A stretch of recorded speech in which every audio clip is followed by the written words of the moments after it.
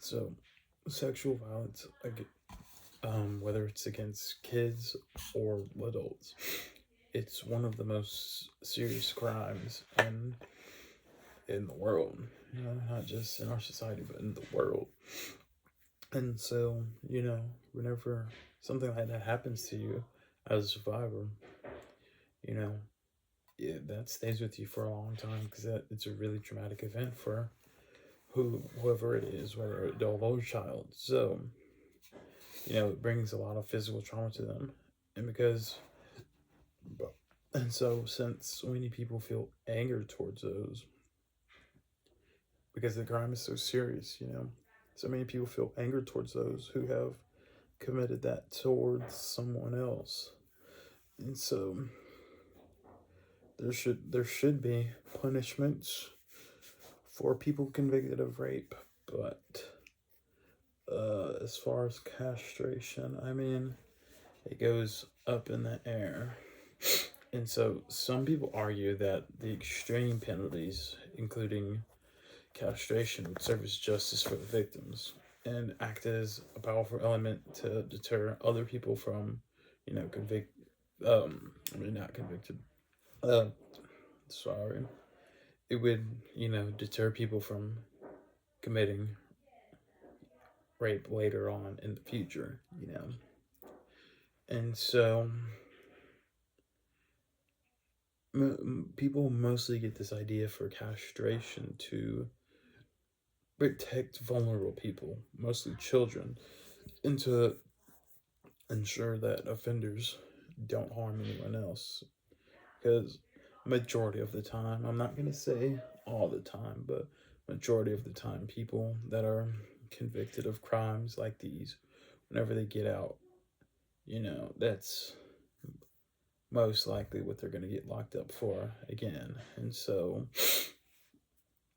um, but with castration, there's a lot of legal and ethical concerns about it.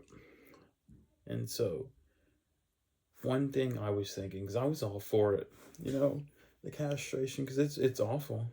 And some people have to live like that, and then the person who wrongdoes them, they can get out at any point in time. And so, I was all for the castration, but then again, there are, judges and juries, they're not always perfect. And so you'll have a wrongful conviction slip through.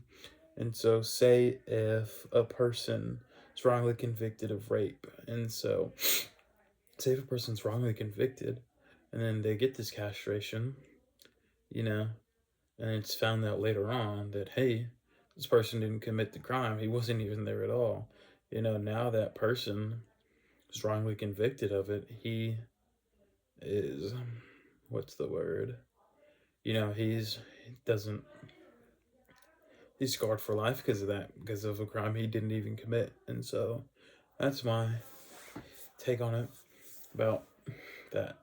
Yeah. So, and then, um,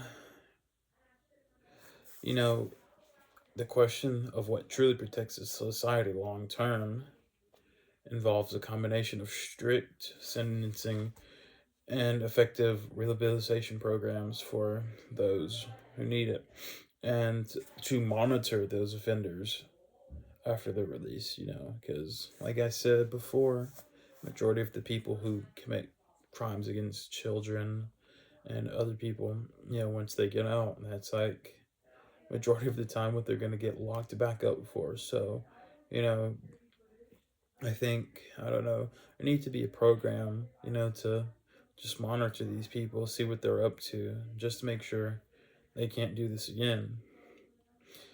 And so, yeah, they need to take measures to balance punishment and public safety. And so ultimately, the issue forces us to comfort difficult questions as to what does justice look like? Is it purely about punishment, or also about prevention?